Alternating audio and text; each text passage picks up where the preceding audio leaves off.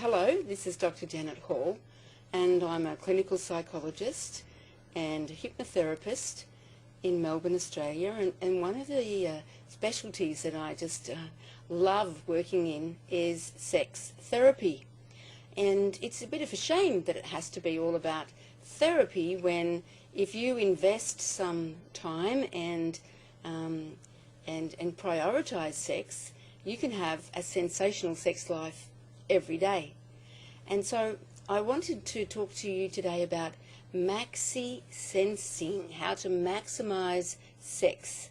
And so here we have on this slide that it's important to create the environment.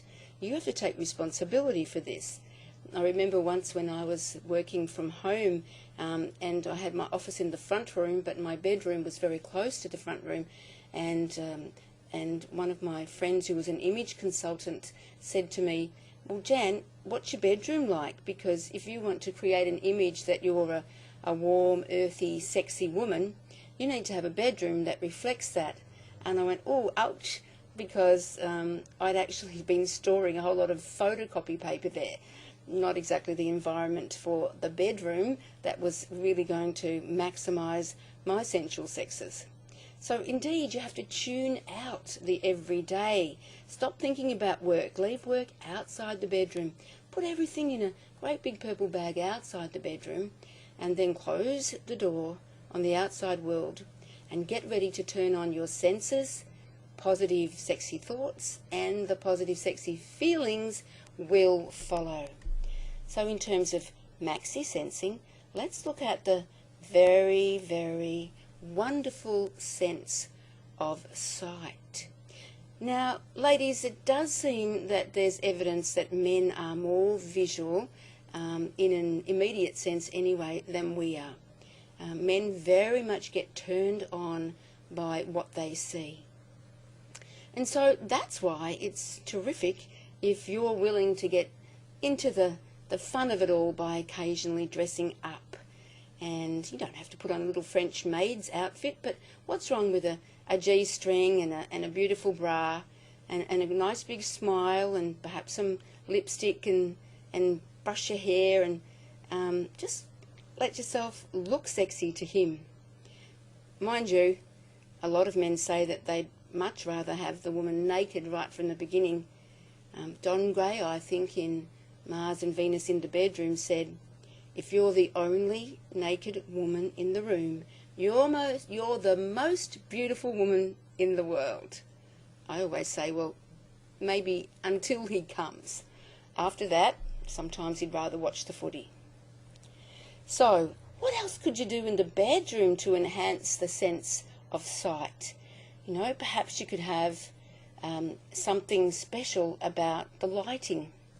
One chap suggested to me that what you can do is that you can have a white light globe for every day in your bedroom, but when it's time to make love, then you can put in a red lampshade. And that actually can be a way of cueing your partner in that you're in the mood, can't it? So what if the guy would put the red lamp in and she would walk in, stomp over to the light globe, take out the red one and put the white light globe back in? I guess she's saying she's not interested that night. Candles, of course, are a beautiful way of creating a visual ambience. And the flickering of candles, lots of them, as many as you can. Women love candles.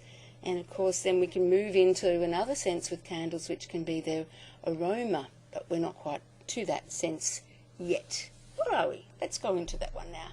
The sense of sight. Not smell. The sense of sight. I wonder what I would, how I would sound if I was to tell you right now that boots like these are called CFMs. Now, it's a bit rude, I guess, but and I'm not going to say it in public, but come me boots, they call them. They're not the boots that you want your mother to be seen in, ladies, but they are a fantastic visual turn-on for your guy. So you don't need to pay a lot of money for slutty boots and shoes. You can just go down to the market, and you'll find that there's a collection of CFMs. And why I recommend them is that not only can they be a real visual turn on for the guy, when the girl puts them on and she actually stands up, it tilts her pelvis a little bit, and so she actually can feel a little bit sexy simply by how she's standing. So we are now at the sense of taste. Now, a lot of people talk about the sense of taste in the bedroom as perhaps becoming a little bit messy, and that's true. The actuality of licking chocolate off your partner's genitals is not nearly as much fun as it sounds, and certainly gets a bit sticky and messy afterwards.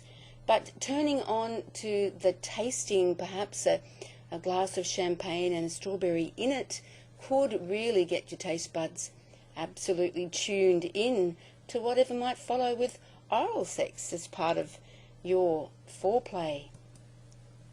And here's the sense of smell. A bottle of perfume. I have a very special Dr. Jan's secret when it comes to the sense of smell. I talk about having your signature scent, and that is a scent that you only ever use when you are cueing yourselves into and throughout making love. Now, it would get sort of a bit of a conflict sensually and olfactorily if you both had on the scent at the same time, unless it was the same scent. So why don't you experiment one day? If the girl's less easily aroused, the guy should wear the scent, a scent that the woman absolutely adores. And I'll tell you now, mine is Izzy Miyake, and so I demand that my husband never wear Izzy Miyake anywhere else except the bedroom. And so it becomes what we call an anchor. Psychologists call it an anchor, a signal that you use to go into a special state. And so the Izzy Miyake can put me into a state called, yeah, I'm interested in having sex. And the sense of touch, of course, is just so natural to us when we're making love. And a lot of women particularly really want to be gently aroused with soft, gentle, even feathery strokes all over our body, not just our genitals. And so it's important for their partners to slow down and be gentle and loving and sensuous. And if you put the effort into it, guys, you'll find that she's not going to say no. I pretty well don't know a red-blooded woman who would say no to the offer of a back massage. And if she was naked and after a while your hand started to wander, you'd probably find that she would be quite happy to go along with it. In fact, most women say that they don't think about sex, but once they begin to be aroused through the touch, they can very easily go along with it and surprise themselves as to how much they enjoy good sex as a result of it. Another wonderful aspect of touch and closeness is the kissing, of course. Do you remember the kissing when you were too young or not ready to feel safe to go all the way with sex, and how you would just kiss and kiss and kiss and kiss for ages, and maybe even get that sort of red rash around your mouth? But how absolutely beautiful was that? How delightful. How much did you get turned on because you couldn't do anything else? How much did you kind of just drink your partner up? Don't forget about kissing just because you're settled or you're together or you're in a relationship. Kissing is so special. And guys, particularly for women, when you come home, don't worry too much about what's on the TV.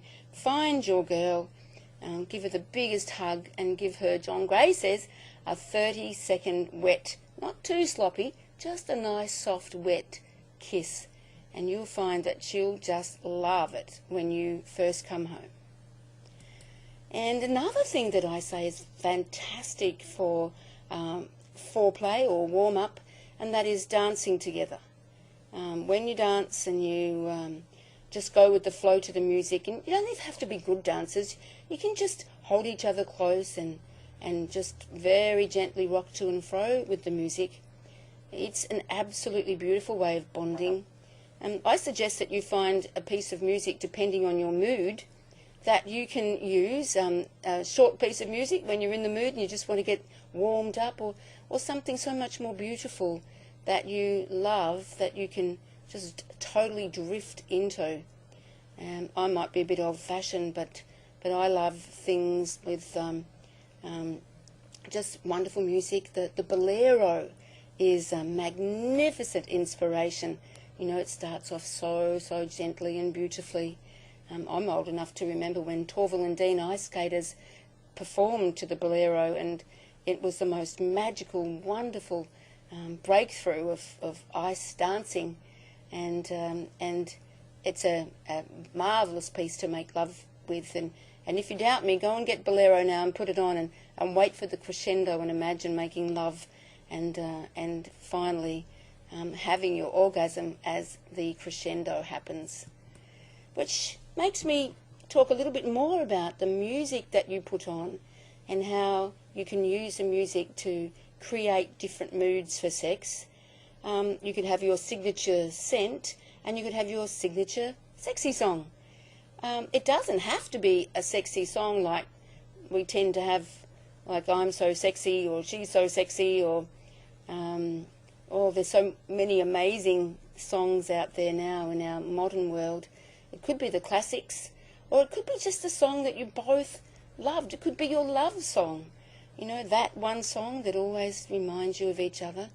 So get creative and find some songs, and maybe get that signature song, which always you can put on as you go to the bedroom. In fact, you might need to have, you know, a laptop in the bedroom, or a little audio player that's got it all set up so that you can merge all of your senses together and absolutely love the fact that you are maxi sensing, and that when you make love, all of your senses work together for the very best sensational sex that you deserve.